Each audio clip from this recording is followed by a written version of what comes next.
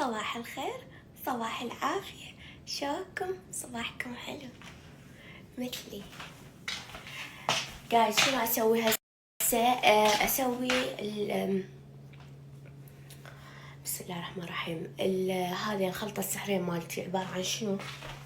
يومي اني اشربها اعشاب، تصير هي مثل الباك، يعني تي باك شلون الشاي هاي. طبعا هذا قوية ادري. شوفوا، عبارة عن كركم وزنجبيل وقرفة. هي تجي كاملة، أنا أشتريها صراحة. زين، فيوميا أشرب لي هاي الأمور أنا، لأن أنا بصراحة لا أشرب، ما أشرب الكحول ولا أدخن ولا شيش ولا أخدر ولا الأمور كلها. أنا أسكر على القهوة.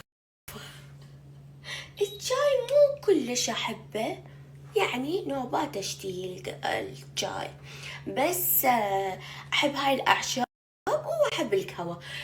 وشنو بعد اشرب جايز اشرب البابونج. هذا البابونج. وشنو والله، شوفوا هذا بعد اشربه. جينجر وبيتش. أنا جينجر حيل يعني صديقة وياه.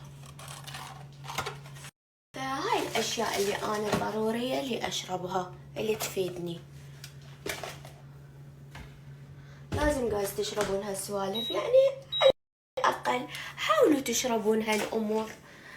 ينظف المعدة، البطن، كل منهم شغلة يشتغل على شي بالجسم. أنا أحب هالسوالف، الأعشاب وهاي أشربها أحبها.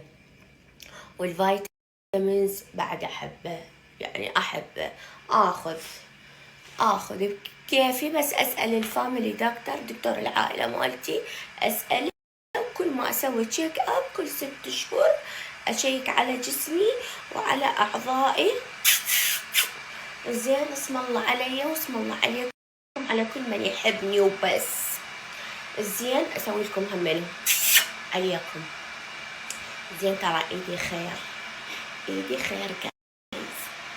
زين، أنا خير هم. ف هم أشيك، بس لازم آخذ فيتامينز. وقاعدة ترى آخذ كذا وكذا وكذا وكذا. أنا أحب هاي الشغلات، فيتامينز وأعشاب وهاي أموت عليها. ليش؟ لأن دائما لازم دائما ننظف اللي داخلنا، وننظف قلوبتنا وضمايرنا هم بعد، نسوي لها أبجريد. زين، ونشيل الوسخ ولا هاي هنا والناس أشكال والوان. زين، المهم فنفس الشي، شلون واحد ما ينظف هذا دماغه جايز، وينظف قليبه، القليب الحلو، هذا القليب اللي يخبل، اللي الله نعم علينا بيف.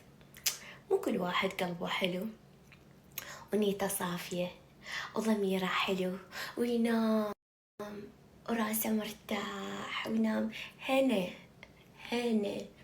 زين، فلازم احنا ناخذ اشياء هذا ندير بالنا على الداخل مالتنا، كل اعضائنا، حتى احنا في السليم. وبعد كل شي بيد رب العالمين. في ناس تاخذ اشكال والوان وتسوي رياضة وتعمل، واذا يجي يومه عرفتي. وفي ناس تشرب وتسوي وتعمل، والله ينطيهم صحة وعافية وينطيهم عمر. بس احنا نسوي شلون نقول، الوقاية خير من 1000 علاج، صح؟ أنا سمعت هيك، إنه الوقاية خير من 1000 علاج.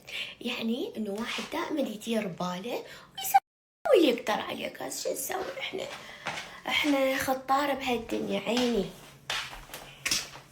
هيا من طلع دجاج اليوم، راح تسوي دجاج. شو تسوي لنا؟ والله تدرون مشتهية برياني. اكتب اكتب لها على الواتساب اقول لها ماما بليز سوي لنا برياني، انا ما اعرف اطبخ جايز، ما اعرف كل شيء اسويه، حتى البيضة ما اعرف اطقها، اطق البيضة تصير بيضة عين، غيرها ما اعرف، كل شيء ما اعرف اسوي، ما اعرف،